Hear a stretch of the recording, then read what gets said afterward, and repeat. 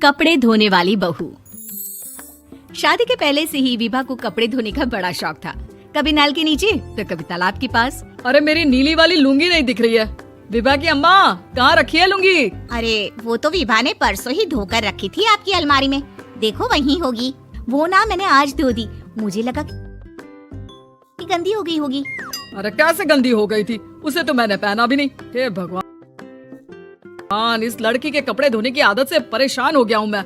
जितना तो घर में राशन नहीं आता उससे कहीं ज्यादा डिटर्जेंट पाउडर का खर्चा है। इसकी शादी करवा दो, शादी जाए अपने घर में ही करे काम, फिर चाहे घर के कपड़े धोने हो या पूरे गांव के। हाँ ठीक बोल रही हूँ, देखता हूँ मैं कोई लड़का। वो दिन भी आ जाता है जब विभा को देखने लड़के वाले आ जाते हैं। लड़की मुझे अच्छी लगी। होने वाली सास कहती है, बेटी अगर कुछ पूछना है तो पूछ लो। वैसे तो हमारी लड़की बहुत ही शर्मीली है, जो बोल दो वो मान लेती है, इसे क्या पूछना होगा। अरे कैसी बात कर रही हो माँ, मुझे इन लोगों के घर रहना है, सवाल तो कई है। हाँ हाँ बेटा पूछ लो ना, क्या पूछना है।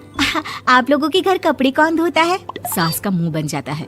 देखो अगर तुम ये कहना चाहती हो कि तुम्हें कपड़े धोने नहीं आते तो सुन लो, कपड़े मैं ही धोती हूँ, लेकिन तुम्हारे आ जाने के बाद मैं रुमाल तक नहीं धोऊंगी। अरे चुप रहना भगवान, बहू बेचारी घर आई नहीं, उसे डराना शुरू कर दिया।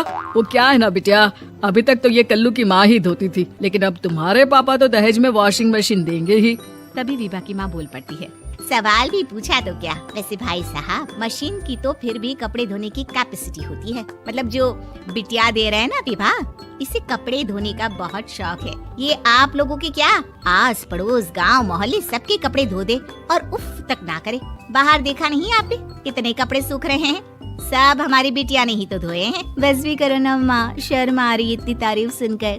और तो और एक दाग निकाल कर दिखाओ तो मान जाऊँ। हाँ अच्छा माफ करना बेटा, मैंने गलत समझा। हमें तो रिश्ता बहुत पसंद है। और ऐसे जुड़ जाता है रिश्ता कपड़े धोने का शौक रखने वाली विभा का। उसकी शादी हो जाती है कोयला फैक्ट्री में काम करने वाले कल्लू के साथ। शादी के बाद अचानक विभा चिल्लाती हुई सास के पास आती है। सासू माँ, अरे सासू माँ कहाँ है आप? ये तो धोखा है, धोखा दिया आप लोगों ने मुझे। इस ससुर के चक्कर के बारे में पता चल गया। अरे तो उसमें तुझे क्यों धोखा मिला है? अरे नल में पानी नहीं आता, कपड़े कैसे कब धुलेंगे? अच्छा तू पानी नहीं आ रहा उसकी बात कर रही है? तो आपने क्या सोचा? कुछ नहीं। अच्छा तेरी माँ ने कहा था कि कपड़े धोने का शौक है तुझे, याद आया मुझे। शौक बोलकर कपड़े धोने वाले मेरे जुनून को कम ना आके सासू माँ, कपड़ा धोना मेरा गुरूर है। तभी पति भी वहाँ आ जाता है। अभी मैंने इसे सनी देओल की फिल्म दिखाई है, उसी के डायलॉग मार रही है माँ। अच्छा सुन, साफ साफ बता रही हूँ, पानी सुबह 4 से 6 और शाम को 10 से 12 आता है, समझी? विभा टाइमिंग सुनकर हैरान हो जाती है। ये क्या भूतों का मोहल्ला है? सुबह 4 बजे उठकर कौन कपड़े धोता है? 4 बजे टंकी में पानी जाता है, फिर सारा दिन धोना ना, किसने मना किया? अरे कैसी बात कर रही है, 200 लीटर की टंकी में कितने कपड़े धो लूंगी मैं, सुबह ही उठ जाऊंगी मैं। अब क्या था, विभा सुबह 4 से लेकर रात के 12 बजे तक कपड़े ही धोती रहती। एक रोज सास पड़ोस से निकलकर कहीं जा रही होती है कि साथ वाली कहती है, हाँ कल्लू की माँ, जरा ये बताओ कि 2 साड़ी है, 2 ब्लाउज और एक पेटीकोट और एक नाड़े वाला लंबा कच्छा। हाँ तो? अरे तो क्या, कितना लोगी धुलाई ये बताओ। धोबन दिख रहे हैं हम क्या? हमारे पति सरकारी नौकरी से अभी रिटायर हुए हैं और बेटा सुपरवाइजर है कोयला फैक्ट्री में। धोबन समझ रखा है हमें? हाय रे कल्लू की अम्मा, माफ कर दो, वो तो मोहल्ले में यही सब बता रहे थे कि तुमने बहू को कपड़ा धुलवाने के काम में लगा दिया है। सास को पड़ोसन की बात सुनकर गुस्सा आ जाता है। वो घर पहुंचती है जहां घर के बाहर ही इतने सारे कपड़े सूख रहे होते हैं जितने कि किसी धोबन के घर पर। अरे ओ कल्लू की दुल्हन, बाहर निकल। माँ जी यहीं आ जाओ, बाथरूम में चादर धो रहे हैं हम।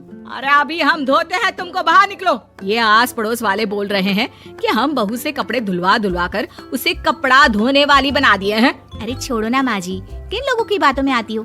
आस पास के लोगों का तो काम ही होता है कि वो किसी तरह सास बहू को लड़ा दे। बहू सारे घर के कपड़े धोती है, ये क्या कम है? बोलिए।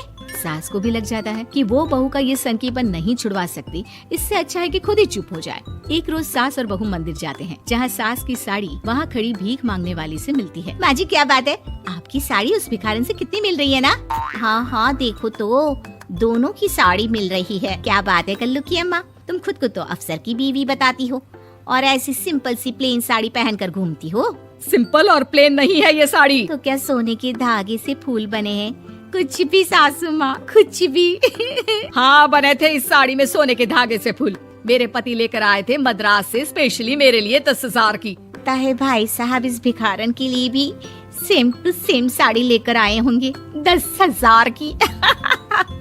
सास उस वक्त कुछ नहीं कहती, लेकिन बहू के साथ घर आती है और अलमारी से एल्बम निकाल कर लाती है। ये साड़ी देख रही है, ये वही साड़ी है जिसे मैंने अभी पहना था। इस साड़ी में ये जो चमकदार फूल दिख रहे हैं ना, ये सोने के धागों से काढ़े गए हैं। लेकिन तू लोकल वॉशिंग मशीन ब्रश से घिस घिस कर सारे फूलों को निकाल कर साड़ी प्लेन कर दी। मुझे माफ कर दीजिए सासू माँ। और तो और, जब मैंने तुझे तेरी गलती के लिए कुछ नहीं कहा, लेकिन तूने तो सबके सामने मेरा मजाक ही बना दिया। क्यों? बहू को समझ में आ जाता है कि अब से उसका कपड़े धोना